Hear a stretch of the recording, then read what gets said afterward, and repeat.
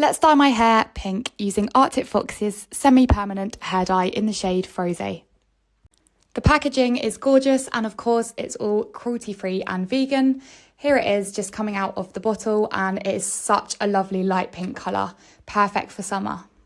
For this look there's no mixing required, so the colour just goes straight on the hair.